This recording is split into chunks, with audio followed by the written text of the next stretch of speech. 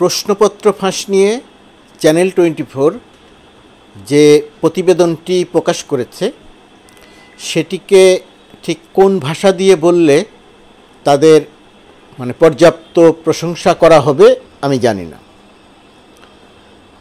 Channel 24 একই সঙ্গে সাহসিকতা এবং একই সঙ্গে বাংলাদেশের পরিপ্রেক্ষিতে অনুসন্ধানী সাংবাদিকতার একটা দৃষ্টান্ত তৈরি করেছে।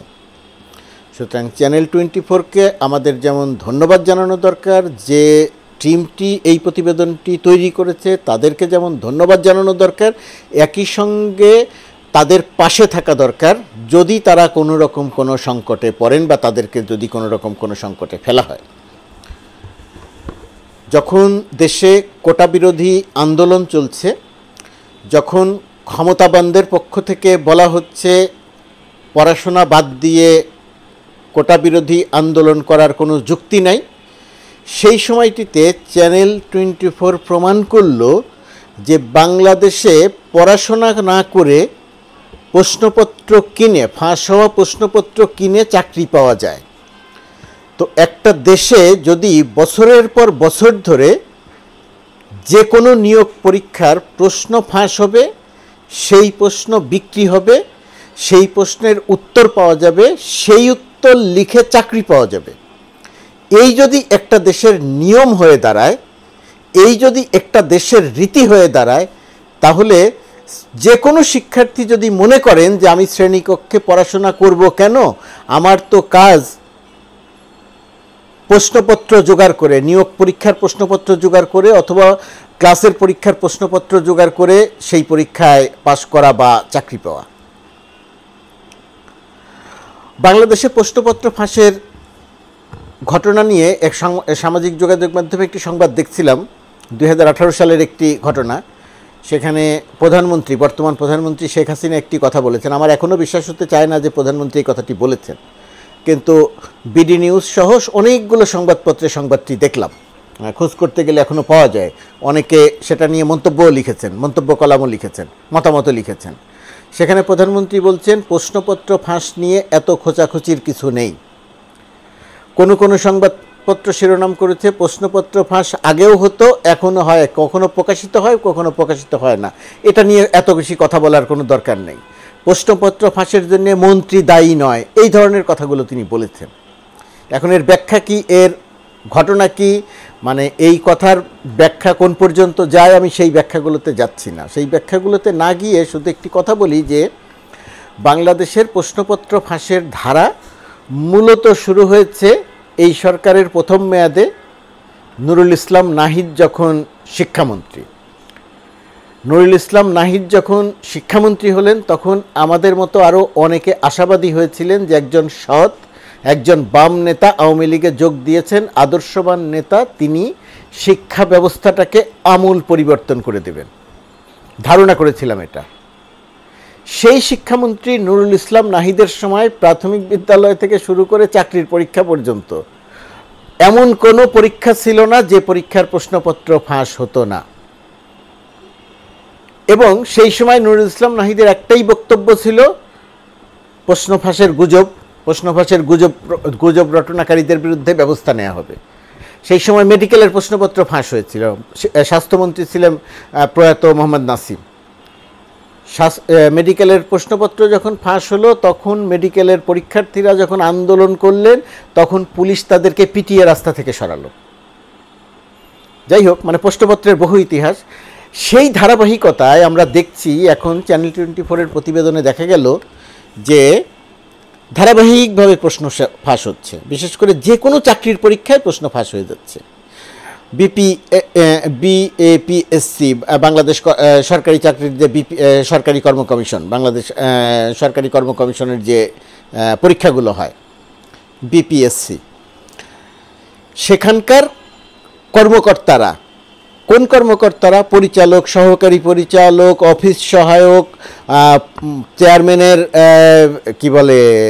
ড্রাইভার, তারা সবাই এই প্রশ্নপত্র ফাঁসির সঙ্গে সম্পৃক্ত। একজন অফিস সহায়ক বলছেন অফিস সহকারী পরিচালক তার সেই স্যার 2 কোটি টাকার বিনিময়ে তার ট্রাঙ্ক থেকে প্রশ্নপত্র ফাঁস করে তাকে দিয়েছেন। পিএসসির প্রশ্ন ফাঁস হয়, বিসিএস এর প্রশ্ন ফাঁস হয়েছে, চাকরি হয়েছে, এরকম তথ্য প্রমাণ চ্যানেল 24 দেখিয়েছে। পিএসসির চেয়ারম্যান বলছেন প্রশ্নপত্র ফাঁস সেটা প্রমাণ হতে হবে, যদি প্রমাণ হয় তখন তাহলে দেখা যাবে যে কী ব্যবস্থা নেওয়া হয়।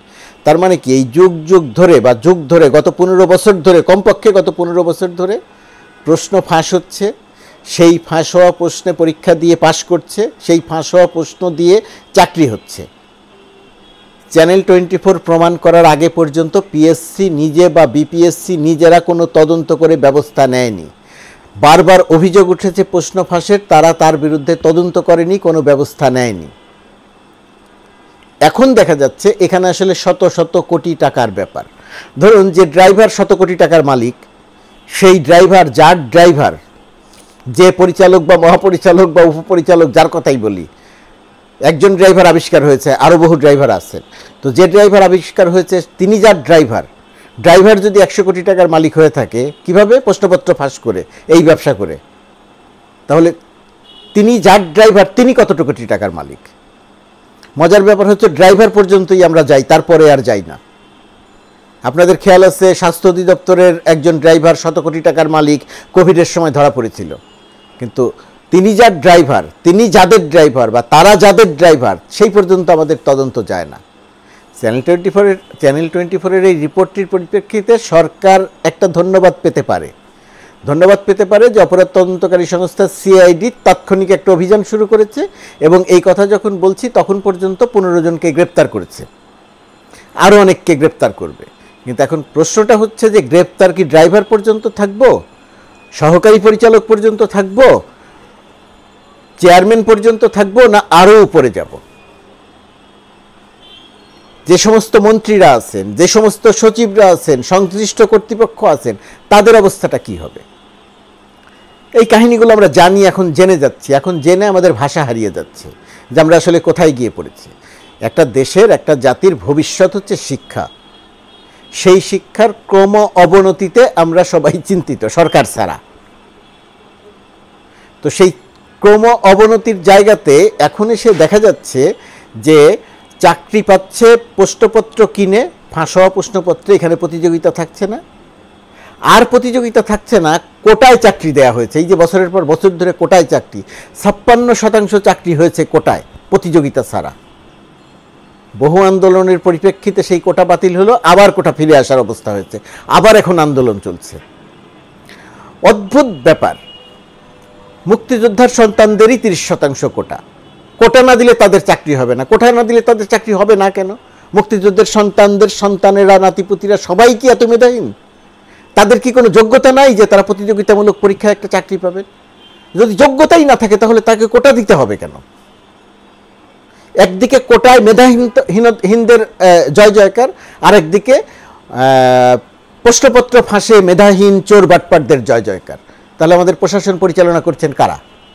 আগামী দিনে কারা প্রশাসন পরিচালনা করবেন? বলে নারী কোটা উঠিয়ে দেওয়ার ফলে নারীরা আর চাকরি পাচ্ছে না, নারীরা পরীক্ষায় ছেলেদের চেয়ে ভালো করছে প্রতিটা পরীক্ষায়, তো নারীরা কেন তাহলে প্রতিযোগিতামূলক পরীক্ষায় চাকরি পাবে না?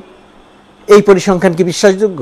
আর যদি বিশ্বাসযোগ্যই হয়ে থাকে তাহলে তাদের তো বহুদিন সুযোগ দেওয়া হয়েছে, তাহলে এখনও সুযোগ দিতে হবে কেন? নারীরা তো সেটা চায় না। এই যে কোটা আন্দোলনের যে আন্দোলন, সেই আন্দোলনে তো নারী শিক্ষার্থীদেরই অগ্রভাগে দেখছে এবং তাদের সংখ্যা অনেক। তাহলে তাদের জন্য এই মায়া কান্না কেন? প্রতিবন্ধীদের জন্য থাকতে পারে, পিছিয়ে পড়া জনগোষ্ঠী, পার্বত্য চট্টগ্রাম পাহাড়িদের জন্য থাকতে পারে, সেটা সামান্য পরিমাণ কোটা।